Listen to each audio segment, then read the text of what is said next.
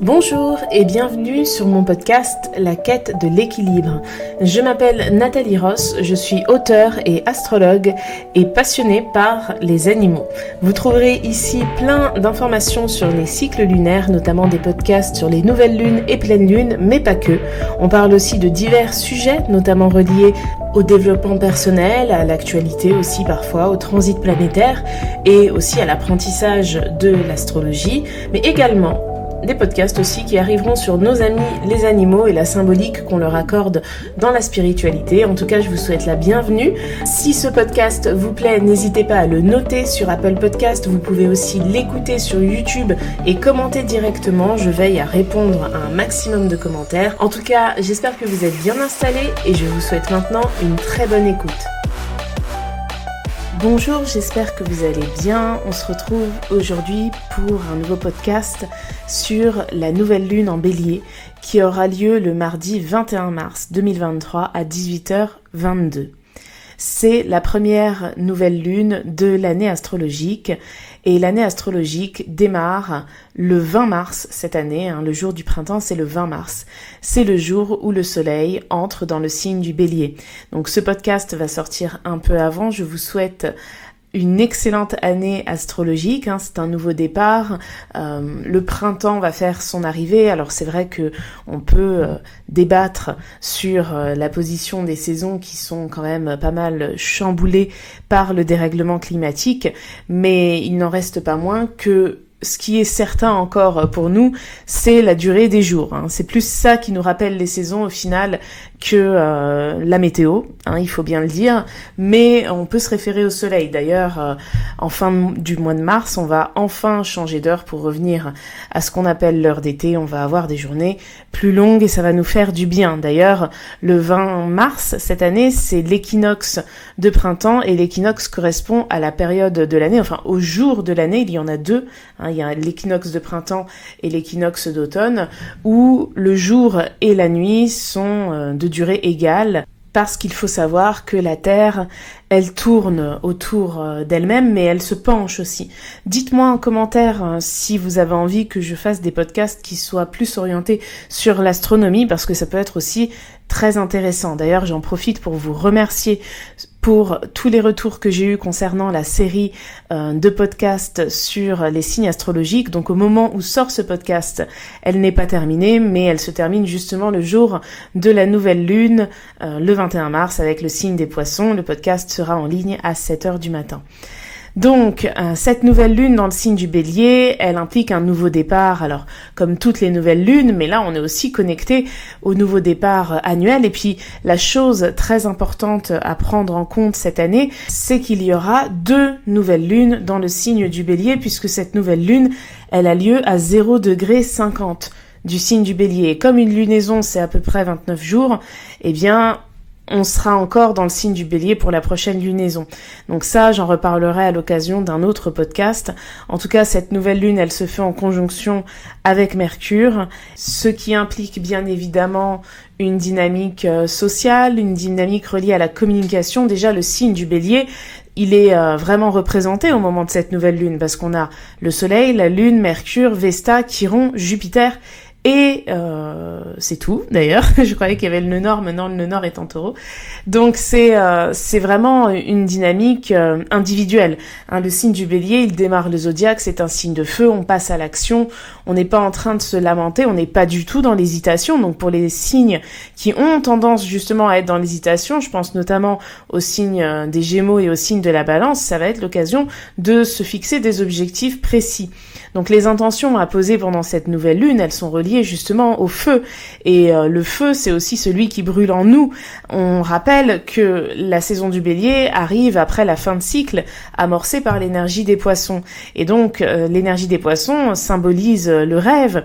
D'ailleurs, au moment où sort ce podcast, Mercure est encore dans le signe des poissons. Donc il sera tout fraîchement entré, si vous voulez, dans le signe du bélier. Donc c'est une dynamique qui fait en quelque sorte un devoir de mémoire par rapport aux rêves que l'on a pu avoir. L'idée n'est absolument pas d'aller contre son intuition, contre ses rêves, et on est dans une période d'alignement. En tout cas, c'est ce qui est recherché. cette nouvelle lune, elle a lieu le 21 mars. Le 25 mars, Mars va rentrer dans le signe du Cancer. Ça, c'est important parce que c'est une planète qui a eu des allures de planète lente puisqu'elle est dans le signe des Gémeaux depuis le 20 août. Donc vous imaginez, ça fait quand même plusieurs mois. C'est énorme pour Mars qui est censé rester habituellement 6 semaines dans un signe. Et j'imagine que vous allez tous être d'accord avec moi quand on peut quand même conclure que depuis le 20 août, les choses sont passées à une vitesse folle. L'année 2022, on n'a pas vu la fin et là on est déjà presque en avril. 2023, ça passe à une vitesse incroyable. Et ça, Mars en Gémeaux, y est pour quelque chose, en tout cas symboliquement, astrologiquement parlant. Mars en Cancer, on va être dans une période beaucoup plus ancrée, qui va se terminer le 20 mai. D'ailleurs, c'est quand même assez long, hein. Je vous disais, Mars, il reste d'habitude 6 semaines dans un signe. Donc, du 21 mars au 20 mai, ça fait 2 mois. Donc le transit parle de lui-même. Dans le signe du Cancer, on est quand même attaché à son foyer, à sa famille, à ses habitudes aussi.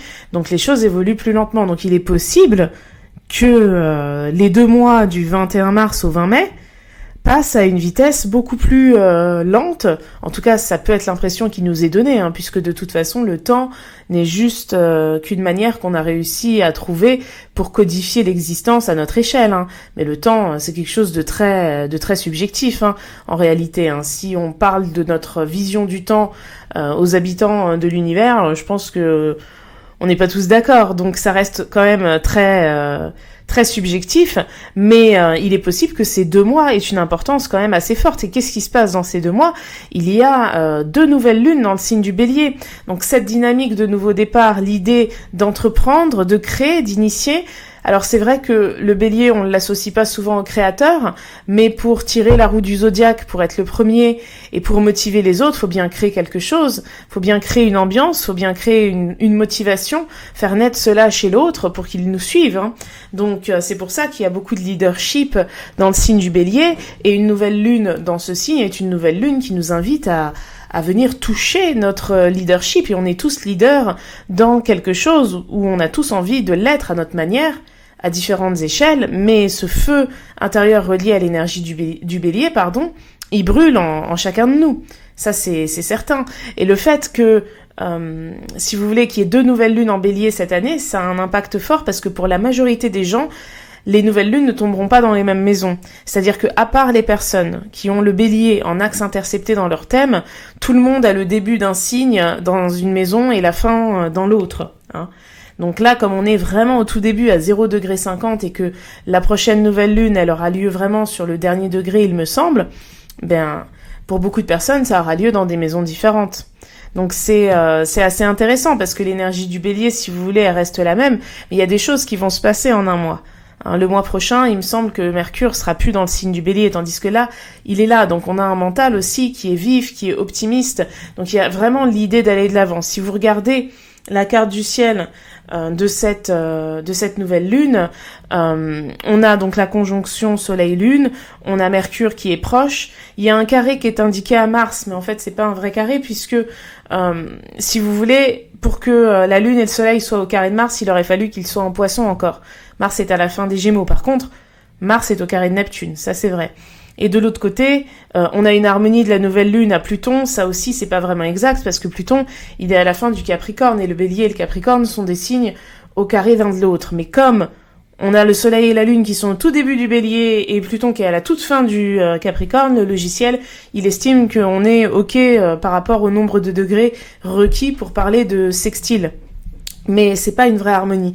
Donc, à mon sens, j'aurais tendance à dire vraiment que cette nouvelle lune, elle se fait vraiment seule, portée aussi par la présence de Mercure. Mercure, c'est vrai qu'il représente Mars. D'ailleurs, je vais essayer de mettre sur YouTube la carte du ciel en fond pour que vous puissiez regarder en même temps. Mais si vous voulez, Mercure, il représente Mars, mais il représente aussi le milieu du ciel, en tout cas pour les personnes qui vivront cette nouvelle lune en France métropolitaine. Et le milieu du ciel, c'est le but à atteindre. Donc dans la carte par rapport à Paris, le milieu du ciel est en Gémeaux. Alors c'est pas pareil pour des personnes qui vivraient aux Antilles par exemple, Donc c'est vrai que ça me met un peu dans l'embarras parce que je sais que j'ai des personnes qui me suivent d'un peu partout, mais je peux pas sortir les cartes du ciel en fonction de tous les lieux. Ce que je vous invite à faire, c'est d'aller sur astrothème.fr et de sortir la carte en fonction de votre lieu. Vous allez dans la section transit, carte du ciel et éphéméride et vous avancez avec les flèches. C'est vraiment pas très compliqué. Mais en tout cas, par rapport à la France, on va dire la France métropolitaine, eh bien, Mercure, il représente aussi le milieu du ciel, qui est en Gémeaux. Et donc, un milieu du ciel en Gémeaux, on est dans un esprit, quand les Gémeaux sont combinés au signe du Bélier, on est dans un esprit de conquête. Hein, ça peut être la conquête intellectuelle, ça peut être le fait de conquérir même un territoire, hein, parce que le signe des Gémeaux est un signe qui représente les voyages. Mais en tout cas, il y a l'idée de conquérir au travers de cette nouvelle lune. Donc, qu'est-ce que vous avez envie de conquérir? Ça peut être le cœur d'une personne, ça peut être conquérir un nouveau domaine, ça peut être conquérir effectivement de nouvelles terres en décidant de vivre ailleurs, etc. L'esprit de conquête, il vit en chacun de nous, mais bien évidemment d'une manière différente. En plus, comme je vous l'ai dit tout à l'heure, on a Jupiter, Vesta et Chiron qui sont aussi en Bélier. Alors ils sont sur les degrés 16 pour Jupiter, 14 pour Chiron et 18 pour Vesta. Donc on peut pas parler de conjonction à la nouvelle lune, mais néanmoins, ils sont dans la même énergie, donc ça en fait des astres en Bélier. Et Jupiter, c'est l'expansion de la vie. Hein, l'expansion de la vie, d'ailleurs, si on reprend cette carte par rapport à Paris, Jupiter représente la maison 4. Donc il peut y avoir beaucoup de personnes qui ont envie de vivre une expansion au travers du secteur 4, famille, foyer, lieu de résidence. C'est pas forcément un déménagement, ça peut être un réaménagement, ça peut être une manière aussi de, si vous voulez, d'aller vers ses principes, vers ses croyances, vers sa spiritualité d'une manière collective avec la famille. Ça peut être dans la notion de transmission, ça peut être aussi dans la notion d'apprentissage, hein, parce que Jupiter, il symbolise vraiment tout cela. C'est un astre qui est très complet, Jupiter. Hein. Il y a le côté aérien ouvert à la communication, le côté eau par rapport à la notion de spiritualité, le côté feu dans l'idée d'avancer. Ce qui manque à Jupiter, c'est de la terre. Et c'est ce qui pourrait manquer d'ailleurs au moment de cette nouvelle lune, de la terre, de l'ancrage, parce que l'optimisme, quand il est grand, quand il est aussi connecté à quelque chose de social, eh bien, on communique, on réagit sur l'instant présent. Alors ça fait que les idées fusent, ça c'est quelque chose qui, à mon sens, est énormément positif, puisque plus on a d'idées, forcément parmi toutes ces idées, il y en a qui sont à garder. Seulement, le discernement pour savoir ce que l'on garde, pour savoir comment prioriser les choses, c'est ça qui peut être un peu flou. Et la raison, c'est Saturne. Et au moment de cette nouvelle lune, comme vous le savez, depuis le 7 mars dernier, Saturne est entré dans le signe des Poissons. D'ailleurs, il est entré dans ce signe le jour de la pleine lune en Vierge.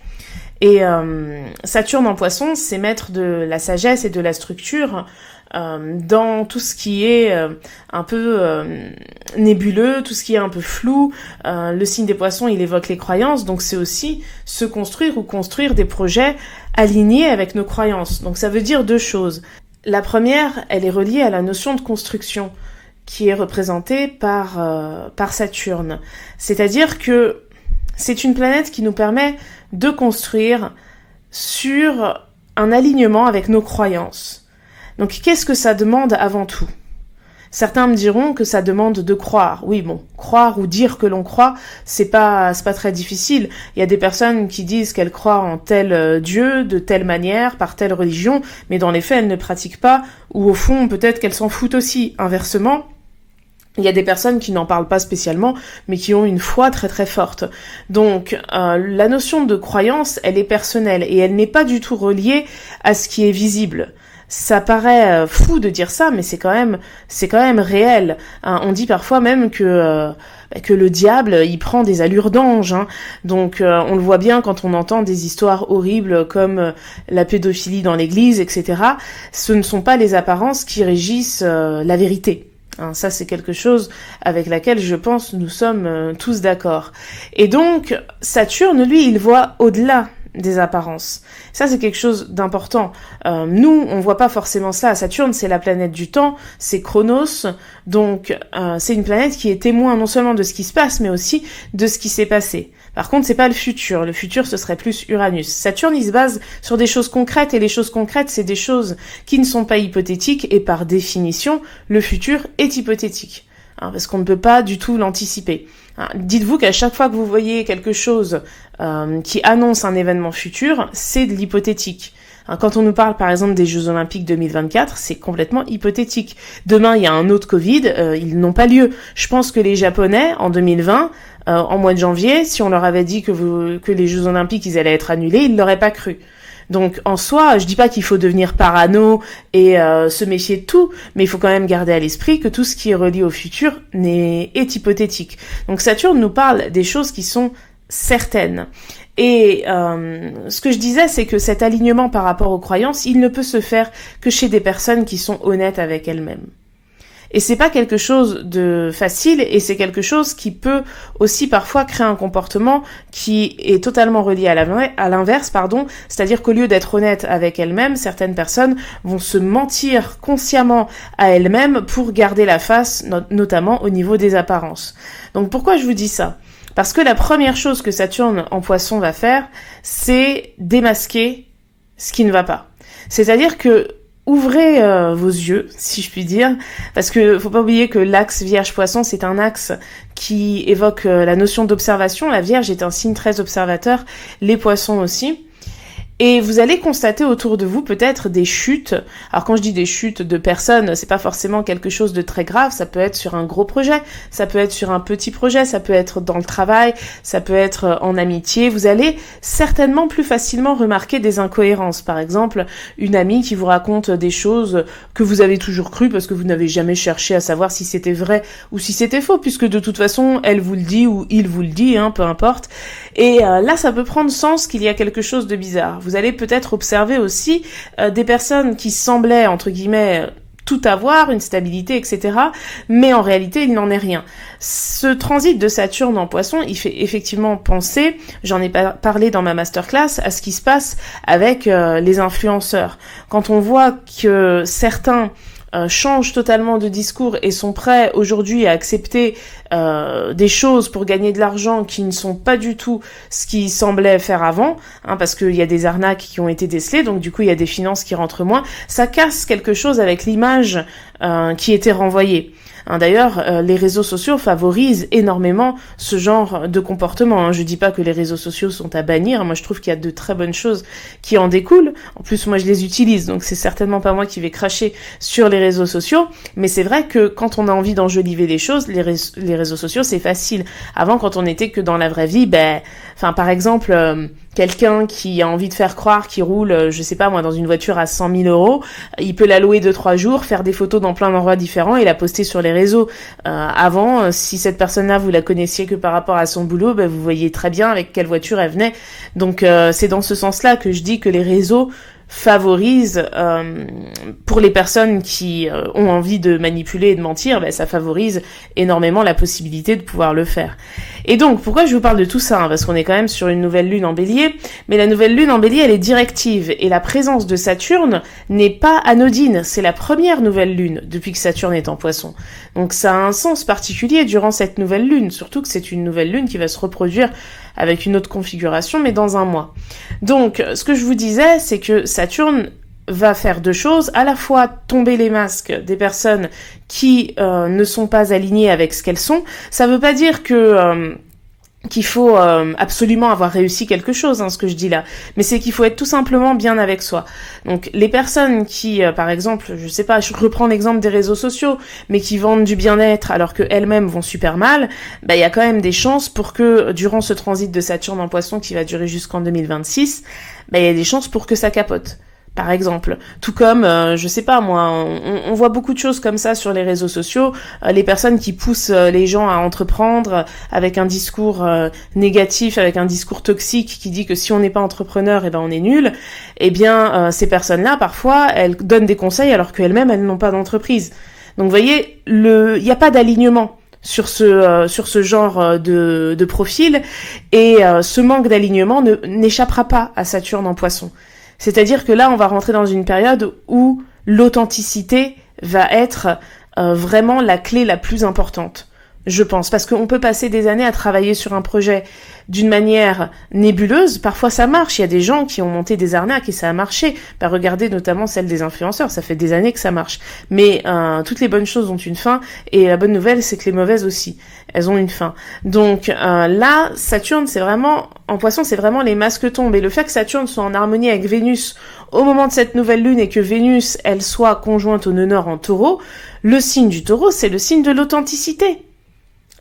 Parce que c'est la loyauté, c'est le concret, on est dans une énergie de terre, et le Taureau et le Bélier, ils se suivent tous les deux. Alors c'est vrai qu'en général, les signes qui se suivent, ils n'ont pas 1 millier de points communs, mais je dirais qu'ils en ont quand même un, c'est, je trouve, la vivacité. Elle n'est pas utilisée de la même manière.